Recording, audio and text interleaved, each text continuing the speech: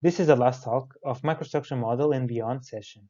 Here, I will present some novel developments of diffusionmri using advanced diffusion sequence that I recently performed at the Shemesh lab of the Champalimont Center for the Unknown. These developments will be incorporated to DIPY very soon. Just a recap. As mentioned on previous talks, diffusionmri can be grouped in two main classes. One class is the microstructure models, which represent tissue by finite number of compartments. However, as I explained before, microstructure models should be used with care, because assumptions may compromise the model specificity. Indeed, three-dimensional electron microscopy reconstructions of microstructures, such as shown here, reveals huge tissue complexity. However, current state-of-the-art models represent tissue with a small number of compartments. Moreover, these state-of-the-art models fail to properly model features as a cross-sectional variance of compartments, shown here. Another class of models is the phenomenological models, or signal representations. For example, previous studies showed that diffusion kurtosis imaging is useful to characterize health, age-related microstructural changes, and lesions such as ischemia or brain tumors. However, kurtosis is not specific. For example, the figures here show that kurtosis can increase due to late maturation process, but also can increase due to lesions such as the acute stroke.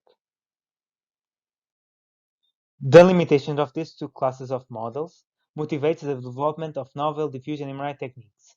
For example, in this talk I will show that advanced diffusion sequence can be used to improve kurtosis specificity by decoupling it into different sources. As I mentioned yesterday, diffusional kurtosis can rise due to the presence of compartments with different diffusivities. Previous studies show that multidimensional encoding can be used to resolve kurtosis sources related to two different types of diffusion variants. These two kurtosis sources include the anisotropic kurtosis, or K-iso for short, related to microscopic anisotropy, which is a measure of anisotropy decoupled from effects of tissue dispersion, and isotropic kurtosis, K-iso for short, which is related to the variance of mean diffusivities across compartments. Tomorrow, Jennifer McNabb will give you more information about multiple dimensional encoding.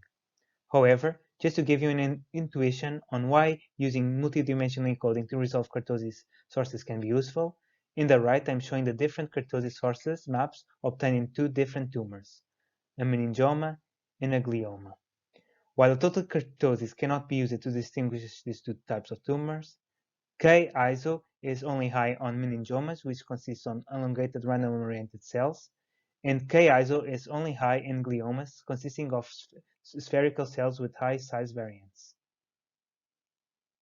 However, a limitation of multidimensional encoding framework is that it ignores non-Gaussian diffusion effects that arise from diffusion particles colliding with tissue boundaries and obstacles. I will refer to these effects as microscopic kurtosis. Quantifying microscopic kurtosis can be useful to provide information of complex microstructural geometries, as I will show later. We recently proposed a correlation tensor imaging to more generally resolve different kurtosis sources using double diffusion encoding. In the right, I'm showing an illustration of double diffusion encoding sequence. It basically contains two pairs of diffusion encodings, which can be represented by a pair of independent b-values in gradient directions. CTI is based on DDE's signal cumulant expansion at a long mixing time.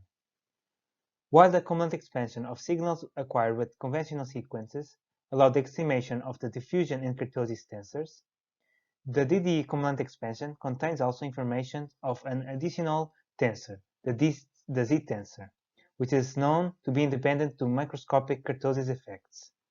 So the main idea behind CTI is to estimate the total kurtosis from the kurtosis tensor, K-aniso and K-iso from the Z tensor, and finally, microscopic kurtosis will be estimated from the difference of the total kurtosis and K-aniso and K-iso.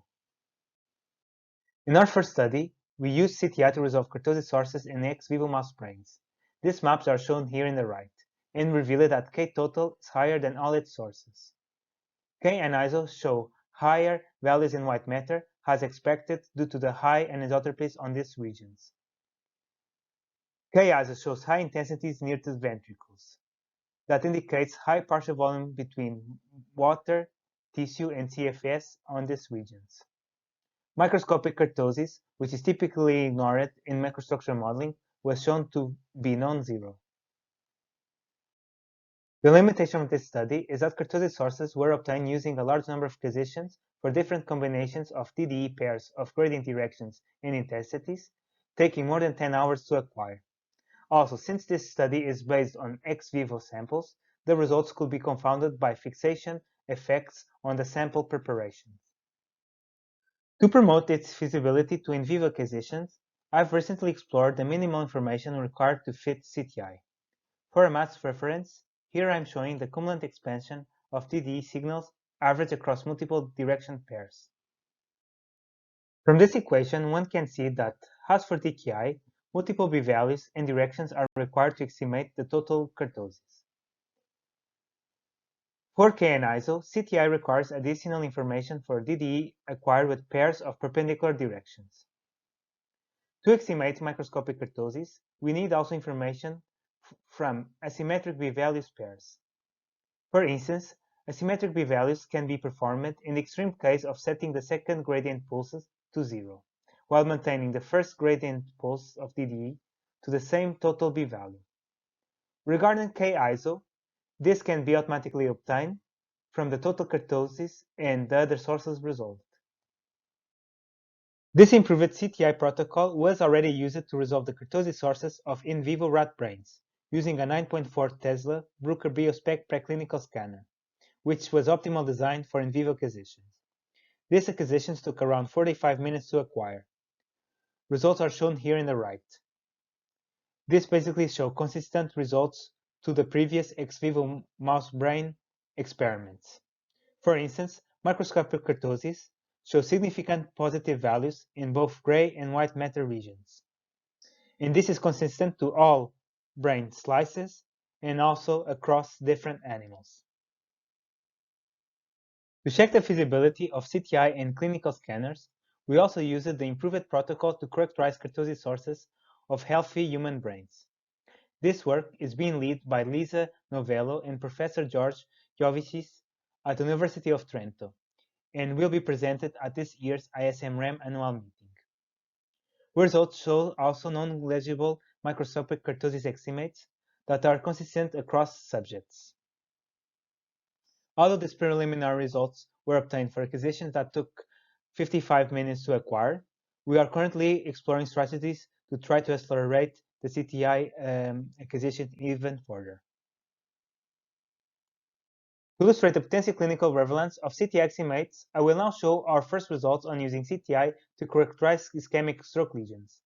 This work was led by Rita Alves at the Shemesh lab, who used the Rose-Bengal mouse stroke model, which consists in inducing ischemic stroke lesion using a photosensitive dye. Brains are first scanned ex vivo using a 16.4 Tesla ion Bruker scanner, and using the improved CTI protocol based on the following parameters. These acquisitions were performed 3 hours post-stroke. Then we also perform in 2 animals in vivo acquisitions using the 9.4 Tesla scanner. And this was done basically to check if our results were replicable in vivo. Here, I'm showing the standard MD, FA, and total kurtosis on the ex vivo brain extracted post-stroke. As expected, stroke lesions are associated with unspecific decrease of MD and increases of total kurtosis. Our kurtosis sources shows that microscopic kurtosis is a leading source responsive for the increases of non-Gaussian diffusion in stroke. These results are consistent across ex vivo animals and consistent to the in vivo acquisitions. Although we are still currently validating the specificity of CTI estimates, we hypothesize that increase of microscopic kurtosis are associated with changes on cellular cross-sectional variants due to the known beading effects that occurs in ischemia. To support this, with the collaboration of Levi Karkela from the University College London, CTI was applied to simulations of beading accidents, revealing indeed that microscopic kurtosis dramatically increase with the increase of bidding on these synthetic neurites. The high specificity of these bidding effects might be the reason why microscopic kurtosis was shown to be the quantity that most changed an ischemic lesion, as you can see from the 3D reconstructions of RX vivo stroke brains performed by Christina from the Shemesh lab.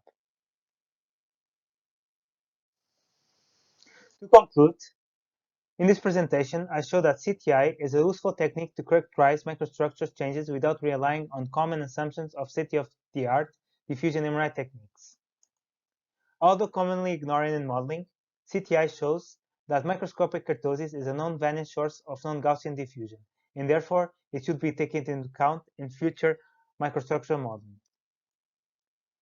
We also show that microscopic kurtosis is a source that drives the increases of non-Gaussian diffusion in ischemic stroke. Moreover, in future studies, we expect that CTI kurtosis sources can be generally used to resolve microscopic mechanisms in other different applications. To finalize, I want to thank my colleagues at the Shemesh lab, and a special thanks to the PI Noam Shemesh. I also want to thank my external collaborators. If you're interested in knowing more about double diffusion encoding, we recently wrote a review about double diffusion encoding and its application for biomedical imaging. More information on the work presented here in this presentation, you can look to this manuscript, and we also recently submitted 2 new preprints. Finally, I want to thank you all for your attention, and it was a real pleasure to present at this workshop. Bye. Thank you.